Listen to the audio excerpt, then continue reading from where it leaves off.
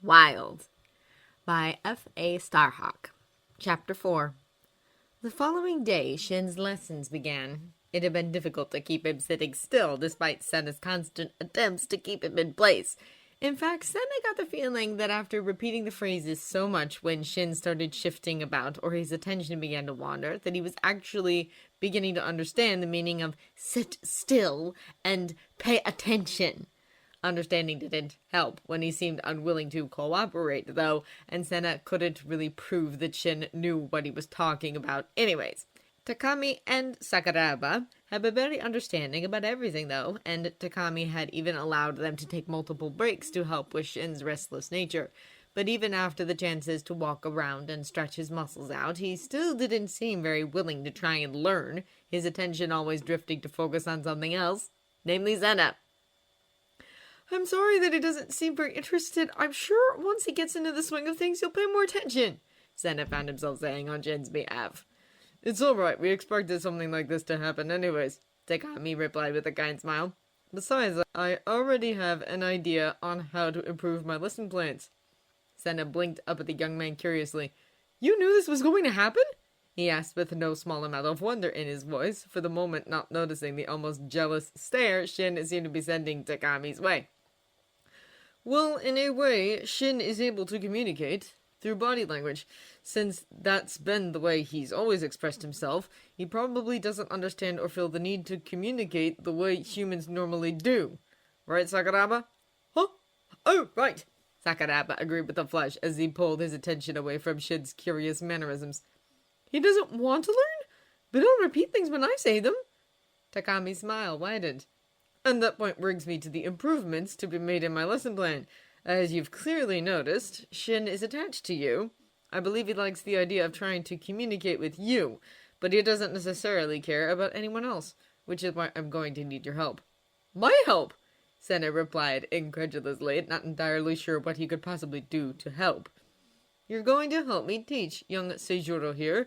Because he likes to listen to you and mimic you, it would definitely make it easier for me to teach him if you helped out. Sena blushed and nervously looked at Shin out of the corner of his eye. Do you really think I could help? Of course. Sakuraba stepped in, patting Sena's back in a friendly way, until a low growl made him take a cautious step back.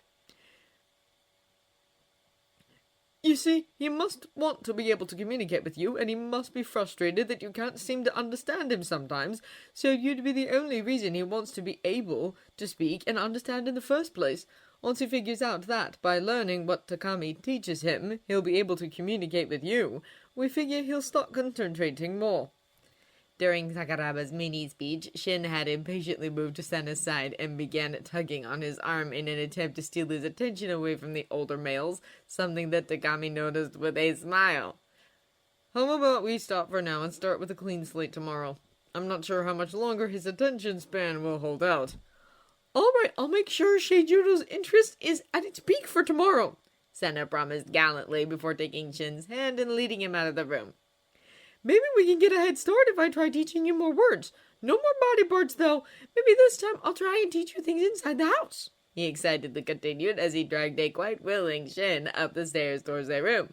Sakuraba ran a hand through his short crop of hair as he watched them go before turning to Takami. It's pretty interesting, isn't it? I wonder how his attachment to Sena started off in the first place. I'm pretty sure it's not very common for them to take interest in one person while ignoring everyone else. Well, that's a mystery that can be solved another day. Meanwhile, up in their room, Sena was vainly trying to make Shin repeat the word table to him, but the other boy had ideas of his own. Lips was all he bothered saying, apparently wanting to continue on with what had almost started a couple days ago. No, Seijuro, not lips. Table. This is a table. I know you can say it if you try. Lips. Sena sighed and slept over.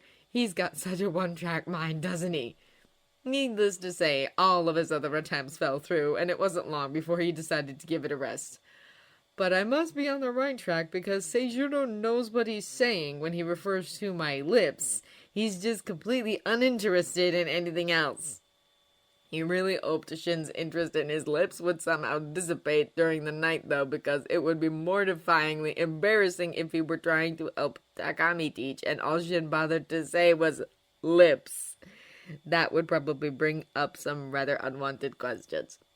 In an effort to stop the problem before it started, because Sena highly doubted that Shin would just forget about something he seemed entirely too focused on, the following morning, before going down to the lesson, Sena confronted the other boy. Something that would have been a lot easier if Shin had a better grasp of language, but beggars can't be choosers. All right, Seijiro, today it's going to be very important that you sit still and pay attention, he began, being sure to look Shin in the eyes to show he was serious. And since in order to pay attention, you've got to stop focusing on my lips. Shin visibly perked up at the word, and Sena steeled his nerves so that he wouldn't succumb to the urge to back away. I've got to make sure that you're not curious about them anymore, so... Sena blushed hotly, closed his eyes, and gave Shin a quick peck on the mouth. There, you can focus on other things now, right? Apparently not. Shin stared at him with half-open eyes and slowly began moving in, repeating the word that Sena was starting to dread. Oh God, did I just make everything worse? He shifted back and raised up a hand to press against Shin's shoulder and enter his progress. Shin stopped and looked at him curiously. How about, if you're good during the whole lesson, I'll give you another kiss? Sena asked, really hoping that Shin would just suddenly understand everything that he was talking about. Shin just stared at him, confused. A kiss, Sena began, trying to will the blush that had overtaken his face away. A kiss with lips. Lips, Shin repeated, moving in again, Sena's hand not nearly strong enough to stop him. No! Sena brought his other hand up to cover Shin's mouth, and the older boy furrowed his eyebrows at him. You need to sit still and pay attention during your lesson, Sena said, stressing the words as much as he could, feeling somewhat better about the situation when Shin's eyes lit up with recognition. If you sit still and pay attention, then I'll give you a kiss, okay? Shin, although not nearly on his best behavior, had improved a lot since yesterday's lesson, doing what Sena told him to do as best as he could. The improvement was so noticeable, especially since Sena was no longer sitting beside him to keep watch over him, that Sakuraba was having a field day. He appeared to be excitedly studying Shin's behavior, wondering what it was that got him to behave, and throwing Sena curious looks.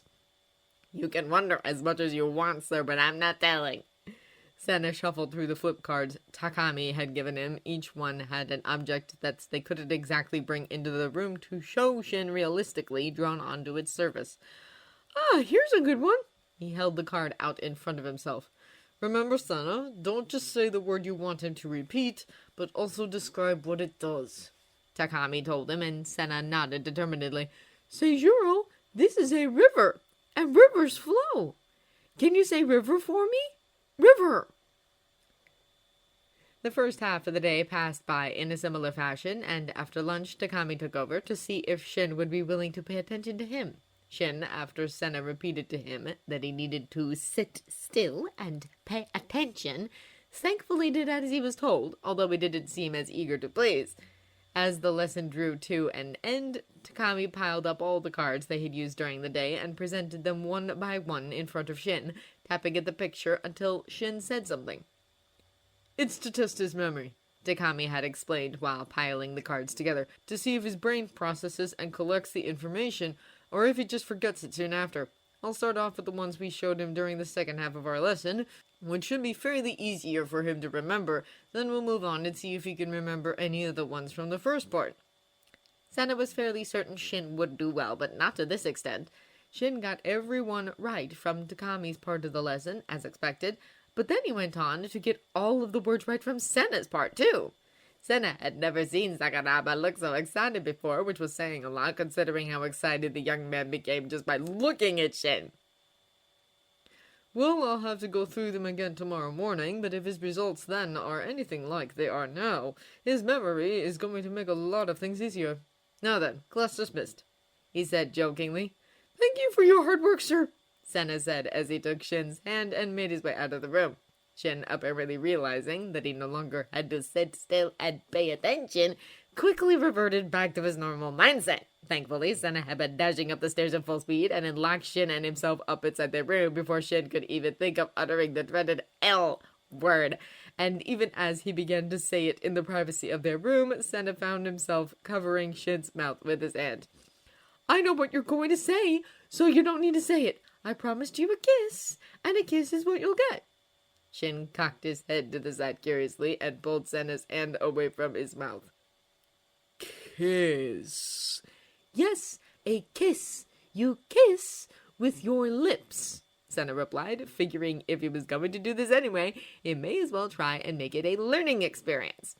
He once again pressed their lips together for a fraction of a second before pulling away, leaving Shin with a distinctly unsatisfied look on his face.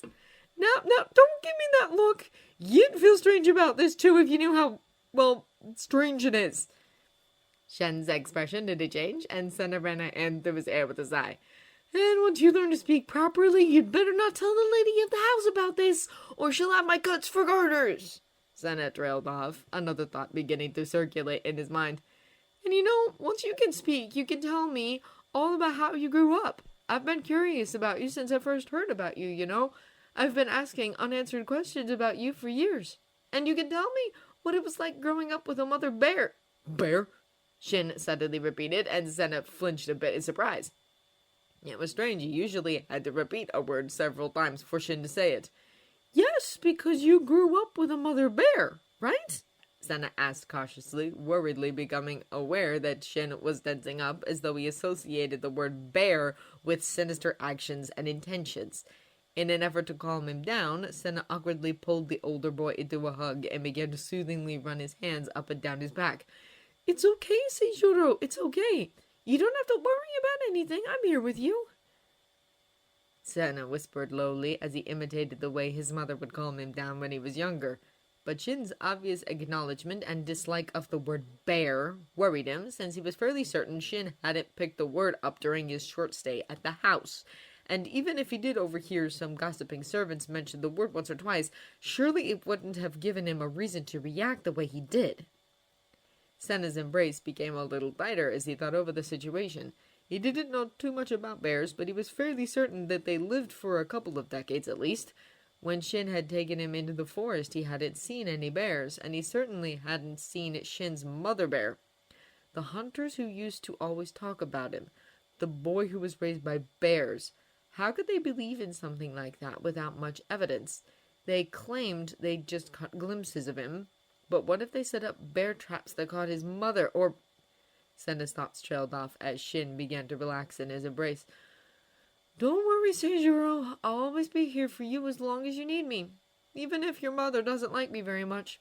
Sena vowed, tightening his arms once more before attempting to pull away, only to find that Shin had decided to imitate his hugging. Normally, Sena would have at least attempted to worm his way out of the embrace, but he found he just didn't have the heart to at that moment. Sena, the older boy mumbled softly as he nuzzled his hair, sighing in contentment. The brunette bit back a smile. That's right, Seijuro. Sena will stay with you for as long as you need. Now that Takami and Sakuraba were around, the weeks seemed to be flying by, and it wasn't long before autumn was overtaken by winter's chill, and with winter came Sena's 15th birthday. His parents had come over briefly to celebrate, since no one wanted Shin to have to wander off of the premises in case he felt like running off again. And several days after Sena's birthday came Christmas. The Shin family always invited people over for a Christmas party, and although there was some concern regarding Shin being around strangers, it was decided that the tradition should go on anyways. So Sena had been ordered to keep Shin company in their room until it was late enough that, of the remaining guests, only ones who were as close as family, or ones who actually were family, remained. It wasn't that bad, though, and Sena had long since discovered that an easy way to pass the time with Shin was by trying to teach him. The older boy was an incredibly quick learner whenever he put his mind to it, something that never ceased to amaze Sakuraba, who was keeping a detailed journal of Shin's progress, or thrilled Takami, who was happy to have such a sharp pupil. And thankfully, Shin had become interested enough in learning that Sena had been able to stop bribing him to pay attention with kisses after the first several weeks, although every once in a while, after a particularly tough lesson that Takami and Sakuraba praised him for being able to complete, he'd throw Sena a look as if he expected a kiss. And by then, he'd come to realize what a kiss was, so Sena would have to drag him away before he asked for one. If he had been mortified at the thought of Shin saying lips in front of Takami and Sakuraba, he'd possibly die from embarrassment if he asked for a kiss. All right, Seijuro, we've still got a bit of time until your mother and father said it would be okay to come downstairs. Is there anything else you'd like to do with me? Sena asked, folding his hands together and placing them on his lap as he looked at the boy sitting beside him. Hands. Grasp. Shin replied, holding his hands out for Sena to inspect. You want us to... Sena's eyebrows furrowed in thought. Hold hands? He questioned, lifting his own hands up. Shin immediately placed their hands together, intertwining their fingers with a smile. You don't really get tired of this, do you? Do you have an obsession with anyone else's hands that I should know about? Sena laughed a bit before his attention was drawn away from Shin by a dull thud in the hallway. I wonder what that was. Sena rose up off the bed and crept toward the door, opening it just a fraction to see what had caused the noise. His eyes widened and his cheeks grew big from what he saw. Sakuraba had been all up into the wall, while Takami was doing something that, had Sena been younger and a little more naive, would have looked like some sort of vampire impersonation. He slowly shut the door and turned around, jumping a bit when he saw Shin had managed to silently sneak up behind him. Downstairs? Shin asked as he reached past Sena to grab the door handle, but the brunette quickly grabbed his wrist and shook his head. No, we're still not going downstairs for a while yet, Seijuro. Sena managed to say without stammering, his thoughts unwillingly beginning to drift back to what he'd seen in the hallway. He certainly hadn't expected anything like that. He'd always thought of Takami as asexual, and despite Sakuraba's infatuation with Shin, he'd always thought the light-haired man got along well with the ladies. I'd better make sure we stay inside until they leave the hallway. If Seijuro sees that... Sena blushed hotly, not entirely sure he wanted to know what would happen if Shin saw any public displays of affection. He waited for another 50 minutes just to be completely safe before opening the door again and leading Shin downstairs to where the party was being held. As expected, most of the guests had already left, so they could make it home before it got too late. All the other guests would be staying overnight in the spare rooms. Ah, there he is, our strapping young son Seijuro and his best friend Sena, Lord Shin announced loudly once he noticed their presence. As one, the remaining group of people turned to stare openly at them, and Sena felt himself shrinking back from the attention. Lady Shin strode forward and took Shin's hand, smiling lightly when he didn't pull away or glower at her, as he was sometimes wont to do. Then her gaze shifted over to Sena, and the brunette felt a shiver run down his spine at the hardly concealed malice in her eyes. His continued presence around her son seemed to be a constant annoyance to her, so he wasn't too surprised when she curtly thanked him for bringing her son down, before suggesting that he go back to bed. Come on, my dear, it's Christmas. Surely the boy can stay up for a little longer during the holidays, Lord Shin had countered merrily. Besides, Sena's going to be visiting his family for the whole day tomorrow. Let the boys spend a little more time together. If you insist, dear, his wife had replied gracefully before tugging on Shin's hand, her smile fading when he didn't follow her. Come on, darling, I'm going to introduce you to a lot of interesting people. Don't you want to meet them? Shin stayed put, turning his head to look at Sena briefly. Yes, Sena will be coming around with us too, so please be a good boy and do as your mother asks. Seijuro. This time, when she tugged on his hand, he moved forward. No one commented on how Sena had started walking in the direction Lady Shin had been trying to guide her son seconds before her pulling. She went around the room, showing her son off to many friends before she finally came across a relative. Seijuro, this is your father's cousin, Lord Rodchenko. He's a very busy man, so he doesn't visit often, she said as they came to a stop in front of a very strong, slightly familiar-looking man. So this is the boy everyone's been talking about. The man before them smiled in a way that made Sena feel nervous, like he was just baring all his teeth without a thought of good intentions. Shin appeared to feel that way too, because he growled lowly in his throat at the sight. Seijuro! His mother looked aghast for a moment before she turned to glare at Sena. I thought I told you to make him stop making such barbaric noises. That's okay. It must be habit since he was raised in the wild and all. Rodchenko waved a hand in a dismissive fashion, smile still wide and challenging. Now, if you'll excuse me, I've got to go and ask my cousin about something. He moved away, easily ignoring the dirty look Shin was sending his way. Sena, not wanting to spend even another minute of time in a room with someone who gave him such a bad feeling, quickly excused himself from the party and made his way to bed. And as he half expected, Shin followed him up not long after. That night he was roused from his sleep for seemingly no reason. He thought he heard the slight creak of his door shutting, but he sleepily concluded that it was just the wind or the house itself creaking before snuggling back into the warmth of Shin's chest.